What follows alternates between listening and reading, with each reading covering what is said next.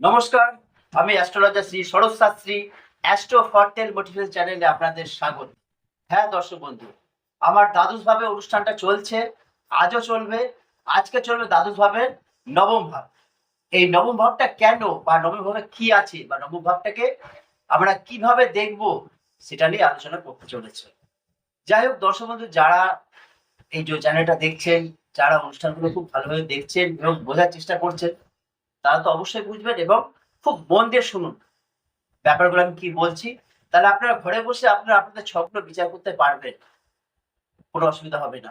তাছাড়া যে সকল ছাত্রছাত্রীরা জ্যোতিষ নিয়ে পড়াশোনা করছেন, বা যারা জ্যোতিষ নিয়ে কালচার করছেন, বা জ্যোতিষে যারা অনুরাগী, তারা একটু ভালো করে শিখে নিন ব্যাপারটা। খুব সোজা ব্যাপার, খুব ভালোভাবে বুঝতে পারবেন, কোনো অসুবিধা হবে না। অনুষ্ঠানটা শুনতে থাকুন। যাই হোক দর্শক বন্ধু, বলছি আজকে নবম ভাব। নবম ভাবে কি পাবো, নবম ভাবে কি আছে? নবম ভাবকে বলা হচ্ছে ধর্মভাব। নবম ভাবকে বলা হচ্ছে ভাগ্য ভাব। অর্থাৎ নবম ভাব থেকে আপনি ধর্ম সময় যেতে পারবেন, নবম ভাব থেকে আপনার ভাগ্যের সময় যেতে পারবেন।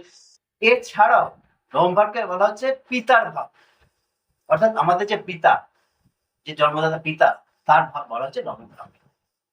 যাই হোক, নবম ভাব থেকে হচ্ছে যে কি জানতে যাচ্ছি না, নবম ভাব থেকে প্রথমে ধর্ম। আমাদের আমরা কি ধরনের ধর্ম, অর্থাৎ আমাদের মধ্যে ধার্মিকতা কতটা আছে, সেটা বলে দেবে এই নবভাগ। আমরা যে যে ধর্মের লোক হই না কেন, আমাদের মনের ভেতর কতটা ধর্ম বা ব্যাপারটা আছে, কতটা ধর্মকে মেনে চলি, সেটাকে আমরা বিচার করতে গেলে বা তার বিরুদ্ধে জানতে চাইলে পাবো কোথায়? নবভাগ। এছাড়াও এছাড়াও নবভাগ থেকে আমরা পাবো কি? ভাগ্য। অর্থাৎ আমাদের ওভারঅল ভাগ্যটা কি রকম আছে সেটা পেয়ে যাবো এই নবভাগ। আমরা কর্ম করি, কিন্তু সেই কর্মের কতটা ফলাফল পাবো কি না পাবো, বা কর্ম কেনই বা করি, আমাদের কর্ম কে করায়, কিভাবে হয় আমাদের কর্মটা, তার ফলাফলটা কি, অর্থাৎ আমাদের ভাগ্যে কি আছে, সেটাই আমরা এই নবভাগ থেকে পাবো। এবার দর্শক বন্ধু, একটা জিনিস না বললেই নয়, প্রতিটা মানুষ এরকম সাফার করে থাকে ম্যাক্সিমাম ক্ষেত্রে, যে মানুষ মানুষের জন্য কর্ম করে, অর্থাৎ মানুষ মানুষকে ভালোবেসে নিঃস্বার্থভাবে কর্ম করে যায়। কিন্তু একটা সময় দেখা যায় যে সেই মানুষটা, যার জন্য আপনি কর্ম করলেন, যার জন্য আপনি স্যাক্রিফাইস করলেন, যার জন্য আপনি সমস্ত কিছু তাকে বিনিয়োগ করলেন, যে হ্যাঁ মানুষ মানুষের পাশে দাঁড়ালেন, কিন্তু একটা সময় দেখা যায় যে সেই মানুষটা আপনার থেকে ছেড়ে চলে গেল, বা আপনার পাশ থেকে সরে গেল। সে আপনার ভালো বন্ধু হোক, ভালো বান্ধবী হোক, আপনার রিলেটিভ হোক, যে কেউ, মানুষ তো মানুষের জন্যই করে। সে আপনার পাশ থেকে সরে গেল, ইভেন আপনাকে একটা বদনাম দিয়ে গেল, বা আপনার সঙ্গে একটা খারাপ সম্পর্ক তৈরি গেল, কিন্তু সেই মানুষটা একটা সময় আপনার উপর ডিপেন্ডেবল ছিল, আপনাকে ডিপেন্ড করে সে চলতো। কিন্তু একটা সময় সে সরে গেল, সে আপনার থেকে সুযোগ নিয়ে বেরিয়ে গেল। এটা এটা কেন? হ্যাঁ বন্ধু, এইটা আপনার ভাগ্যে ছিল। এটা আপনার ভাগ্যে ছিল, সেটা আপনি জানতেন না বলে আজকে এই সমস্যার সম্মুখীন হতে। এরকম বহু মানুষ আমাদের কাছে আসেন, এবং তারা আপনারা তাদের সমস্যা নিয়ে আলোচনা করেন, করে তখন জানা যায় যে এইরকম একটা জিনিস তৈরি হয়েছে, কিন্তু তারা বুঝতে পারে না কেন বলে, এরকম হওয়ার কথা ছিল না। তার সঙ্গে যথেষ্ট ভালো সম্পর্ক ছিল, যথেষ্ট ভালো আসা যাওয়া ছিল, কিন্তু মাঝখান থেকে কে বা কারা ব্রেক করলো, বা কেন বা ব্রেক। হ্যাঁ, এটা হচ্ছে ব্যাপার। তা এইগুলো হয় কেন, বা এই ধরনের কারবারগুলো হচ্ছে কেন, এই ধরনের জিনিস হওয়ার কারণটা কি আছে, সেসব নিয়ে হচ্ছে মেন ব্যাপার। দেখুন, আপনার নবম ভাব সবথেকে শুভ ভাব। অর্থাৎ লগ্ন সাপেক্ষে যে নবম ভাবটা বলি না, সেটা হচ্ছে সবথেকে শুভ ভাব। এই শুভ ভাবটা হচ্ছে আপনার যেমন ১, ৪, ৭, ১০, এটাকে আমরা শুভ ভাব ধরি, তেমনি পঞ্চম নবম শুভ ভাব। এই শুভ ভাবটা থেকে আমরা কি পাচ্ছি? যখন শুভ গ্রহ অর্থাৎ লগ্ন সাপেক্ষে যে গ্রহগুলো শুভ আছে, আপনার লগ্ন যেটাই হলো সেই সাপেক্ষে যে গ্রহগুলো শুভ আছে, অর্থাৎ ভালো আছে, সেই গ্রহগুলো যখন আপনার নবম ভাবে বসছে, বা নবম ভাবে সরাসরি ভাবে দৃষ্টি দিচ্ছে, তাহলে আপনার অনুভবটা যথেষ্ট স্ট্রং। সেক্ষেত্রে আপনার ভাগ্যটা ওভারঅল ভালো হতেই হবে। এছাড়া দেখা গেছে যে আপনার লগ্ন সাপেক্ষে নবমভাবটা অতটা শুভ নয়। অর্থাৎ শুভ নয় বলতে আপনার যে লগ্ন তার অপোনেন্ট গ্রহ, অর্থাৎ সেই লগ্নের বিরোধী গ্রহ বসে আছে কোথায়? নবম ভাবে। সুতরাং নবম ভাবে বসে থাকলে সে কখনোই আপনার ভাগ্যকে ভালো ফল দিতে পারবে না। সেক্ষেত্রে অনেক ত্রুটি দেখা যাবে। এবার একটা কথা আমি বলতে চাইছি যে তাহলে কি একটা মানুষের জীবনে কি যদি খারাপ গ্রহ থাকে কোনোভাবে, তাহলে সে কি সবসময় খারাপ ফল পাবে? না, সে সবসময় খারাপ ফল পাবে না। কেন পাবে না? না, গ্রহ তো এক জায়গায় ফিক্সড নেই, সে তো চলমান, সে তো ঘুরে ঘুরে বেড়াচ্ছে। এবার তার সার্কেলটা টাইমটা আলাদা। কেউ 18 বছর, কেউ 7 বছর, কেউ 10 বছর, এবার সার্কেলে এই গ্রহ যখন ট্রানজিট হচ্ছে, যখন তার পজিশন চেঞ্জ করছে, অর্থাৎ যেকোনো গ্রহ তার নবম ভাব, সেই লগ্ন সাপেক্ষে সেই জাতকের নবম ভাব বা জাতিকে নবম ভাব থেকে সরে যাচ্ছে, তখন সে মোটামুটি একটা ফল পাচ্ছে। একটা ভালো খারাপ মোটামুটি একটা ফল পেয়ে যাচ্ছে। কিন্তু নেগেটিভ গ্রহ বা সেই লগ্ন সাপেক্ষে খারাপ গ্রহ যখন নবমে থাকছে, তখন সেটা খুবই খারাপ ফলই পাচ্ছে। এইভাবে দেখতে গেলে অনেক কিছুই দেখা যায়। যেমন আপনার পিতা আপনার পিতা কি কি রকম মানুষ, অর্থাৎ আপনার পিতা কতটা ধর্মী, আপনার পিতা কতটা সচ্ছল, আপনার পিতা কতটা বুদ্ধিমান, কতটা কি মোটামুটি পিতার যে পার্থিব কোয়ালিটি, অর্থাৎ সেটা আপনার জাতক বা জাতিকার নবভাব থেকে বিচার করা যাবে বা সেখান থেকে দেখা যাবে। এছাড়াও নবম ভাব হচ্ছে আমাদের শক্তির ভাব। অর্থাৎ নবম ভাব যদি কারো স্ট্রং থাকে, অর্থাৎ নবম ভাবে গ্রহ যদি স্ট্রং থাকে, আলটিমেট সেই জাতক বা জাতিকা যে থেকেও স্ট্রং হয়, সমস্ত কার্যে সফলতা অর্জন করতে পারে, ভয় ভীতি তাদের মধ্যে একদমই থাকে না বললে চলে। এবার একটা জিনিসকে ভাবতে হবে যে নবম ভাবকে তাহলে কিভাবে আমরা স্ট্রং, কিভাবে নবম ভাবকে আমরা কঠিন করবো। তার জন্য কি করা দরকার আছে? না, হ্যাঁ, তার জন্য করবেন অবশ্যই নবম ভাবে যে গ্রহটা বসে আছে, নবম ভাবে আপনার যে গ্রহটা বসে আছে, সেই গ্রহ নির্দেশ কি আছে, অর্থাৎ সেই গ্রহ কিভাবে চলতে চাইছে, সেই গ্রহ কিভাবে চলে, সেই গ্রহের কিভাবে তার গতিবিধি, অর্থাৎ তার শুভত্বের জন্য সেই গ্রহ যেগুলো পজিটিভ আছে, অর্থাৎ সেই যেসব কাজগুলো পজিটিভ করলে গ্রহটা ভালো থাকবে, সেই পজিটিভ কাজগুলো আমার করতে হবে। তাহলে গ্রহটা থেকে আমি পজিটিভ ফল পাবো। যদি নেগেটিভ গ্রহ থাকে, তার নেগেটিভ গ্রহ থাকলে, অর্থাৎ শনি থাকলে, কেতু থাকলে, তাদের যে পজিটিভ গুণগুলো আছে, অর্থাৎ যে ধরনের কাজগুলো করলে আমরা সেই গ্রহ থেকে পজিটিভ ফল পেতে পারি, সেই ধরনের কাজগুলো আমাদের করতে হবে জাতক জাতিকাকে। যদি সেই ফল করে কাজ করি, সেই ধরনের কাজগুলো করি, তাহলে আমরা সেখান থেকে অনেকটা অংশে পজিটিভ ফল পাবো।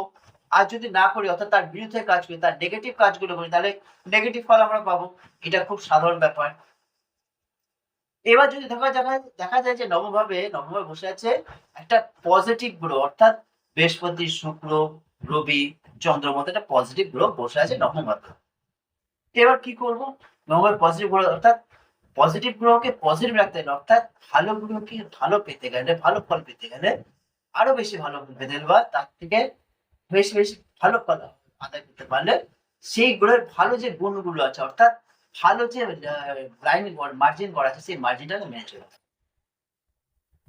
মেনে চললে অবশ্যই আমরা সেখান থেকে ভালো ফল পাবো। অবশ্যই পাবো এবং ফলটা কন্টিনিউয়াস পাবো। যার জন্যই আমাদের নবভাবকে খুব গুরুত্ব দিতে হবে। নবমভাবে কি নির্দেশ আছে সেটাকে মেনে চলতে হবে।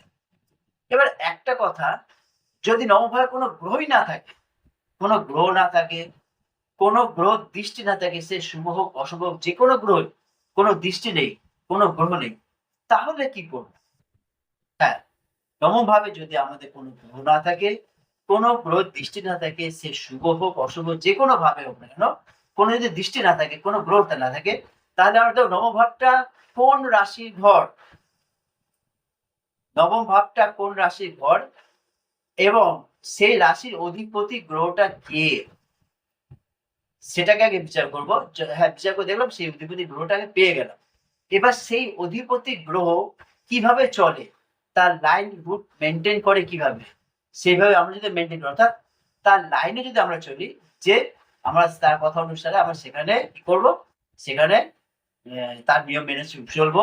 সুতরাং যদি তার নিয়ম মেনে চলি, তাহলে আমরা বহু সুবিধা পাবো, অনেক সুফল পাবো সেই গ্রহ থেকে বা সেই নবম ভাব থেকে। সে কারণে বলি দর্শক বন্ধু, নবম ভাবটাকে অবশ্যই গুরুত্ব দেবেন, বা যারা জ্যোতিষ শিখছেন তারা নবম ভাবটাকে অবশ্যই গুরুত্ব দিয়ে দেখবেন। এবং নবম ভাব যদি আপনার ঠিক করতে পারেন, নবম ভাবকে যদি আপনার ঠিক আয়ত্তে রাখতে পারেন, তাহলে আপনার জীবনে সফলতাই সফলতা, সেখানে কোনো বাধা বিঘ্ন আসবে না। একটু মাথায় রাখবেন। একটু একটু ভুলের জন্য কিন্তু মানুষের জীবনে অনেক বড় বড় বাধা, অনেক সমস্যার সম্মুখীন হতে হয়। এই ভুলগুলো করবেন না। যাই হোক, অনেক যে আলোচনা করছি, আরেকটা বিষয় আলোচনা করছি। জীবনে যে আমাদের প্রেম ভালোবাসা আছে, আসে যায়, মাঝপথে আসে, আবার শেষ দিকে আসে, বিভিন্নভাবে ভালোবাসা আসে, বিভিন্ন বয়সে আসে। এটাও কিন্তু সৃষ্টি নবম ভাবে। এবার কে থাকবে কে থাকবে না, কে আসবে কে যাবে, পুরোপুরি ডিপেন্ড করছে এই নবম ভাবের উপর, নবম ভাবের গ্রহের উপর, নবম ভাবের দৃষ্টির উপর। নবম ভাবটা কোন ভাবে পড়ে আছে, কার কোন গ্রহের দৃষ্টি রয়েছে, সব তার উপর ডিপেন্ড করছে। এমনও কিছু কিছু মানুষ আছেন যারা দীর্ঘদিন ধরে কাউকে ভালোবাসছে বা ভালোবেসে নিয়েছেন, কিন্তু একটা সময় সেই মানুষটা ছেড়ে চলে গেল। তাতে আপনার হয়তো ক্ষতি হলো, হ্যাঁ আপনার আপনার ক্ষতি হলো। কেন ক্ষতি হলো? না, আপনি মনপ্রাণে তাকে ভালোবাসতেন, জানতেন সে কোনোদিন আপনার আসবে না, কোনোদিন আপনার হবে না। আপনার হবে না জেনেও তাকে ভালোবেসেছেন, তাকে তার জন্য কাজ করে গেছেন, তার জন্য ভালো ভালো কাজ করে গেছেন, কিন্তু সে শেষ পর্যন্ত আপনার সম্পর্ক রাখলো না। এটা খুব বাস্তব ব্যাপার।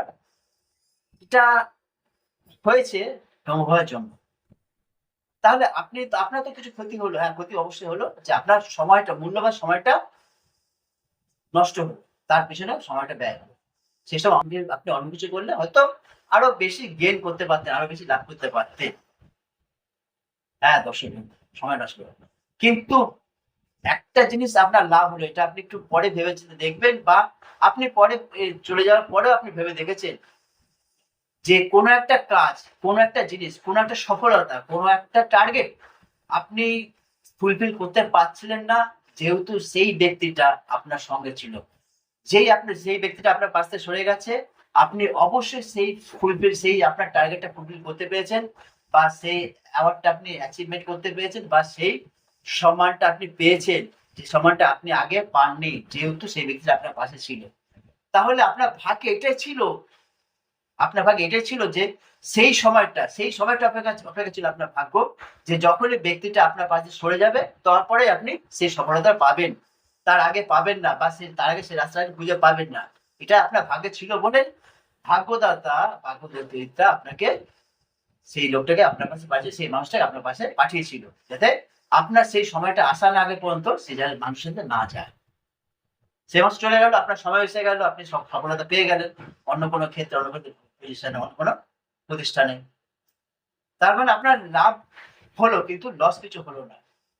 এবার বিপরীত দিকে যদি দেখতে চাই, সেই মানুষটা যখন আপনার পাশে ছিল, আপনার থেকে সুবিধা নিল, আপনার কাছ থেকে সে সহযোগিতা পেল, তার মানে কি সে তার জীবনে সেটা তার নবম ভাবে সেটাই ছিল যে কারোর দ্বারা সে তার সফলতা হবে, কোনো ব্যক্তির দ্বারা, কোনো মানুষের দ্বারা তার সফলতা আসবে।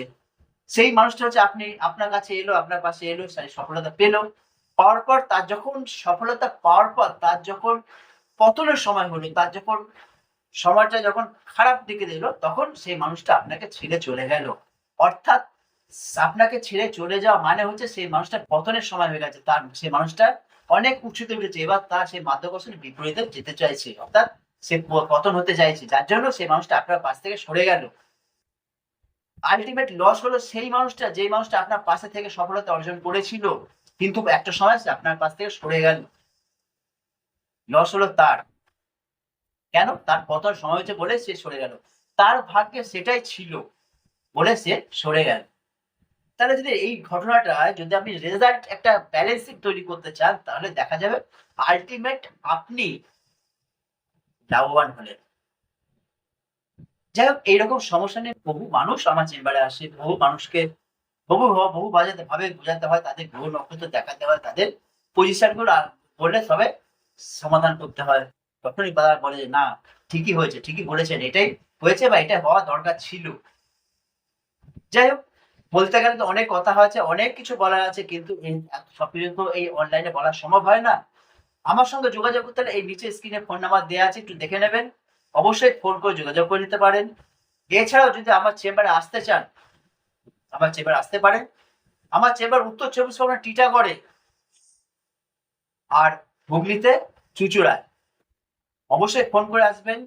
এছাড়াও যদি কিছু জানার থাকে, অর্থাৎ এই প্রোগ্রাম সম্বন্ধে, অনুষ্ঠান সম্বন্ধে কোনো কিছু জানার থাকে, কোনো কিছু ব্যাপার আগ্রহী থাকেন, আমাকে ফোন করতে পারেন, হোয়াটসঅ্যাপ করতে পারেন। আমি অবশ্যই উত্তর দেবো, অবশ্যই যোগাযোগ করবো। নিশ্চয়ই হয়তো এক কিন্তু দেরি হতে পারে, কিন্তু আমি যোগাযোগ করবো। এছাড়াও আমার এই চ্যানেলটা অ্যাস্ট্রো ফরটেল মোটিভেশন, এটাকে সাবস্ক্রাইব তো করবেনই। এছাড়াও লাইক করবেন, শেয়ার করবেন, এবং প্রতিটা প্রোগ্রাম খুব সুন্দরভাবে শুনবেন, বুঝতে পারবেন যে জ্যোতিষটা কি। সুতরাং এই জ্যোতিষ সাবজেক্টটার সঙ্গে মানুষ এতটা ভাবে জড়িত, সেটা ভিতরে না ঢুকলে বুঝতে পারবেন না। এটা বোঝার অনেক বড় সমুদ্র, বুঝতে বুঝতে অনেক সময় লাগে। অবশ্যই বোঝার ইন্টারেস্ট রাখুন, বুঝতে পারবেন। দুর্গাপুজো ভালো থাকুন, ভালো থাকবেন, আশা রাখি। এই বলে অনুষ্ঠান শেষ করছি। নমস্কার।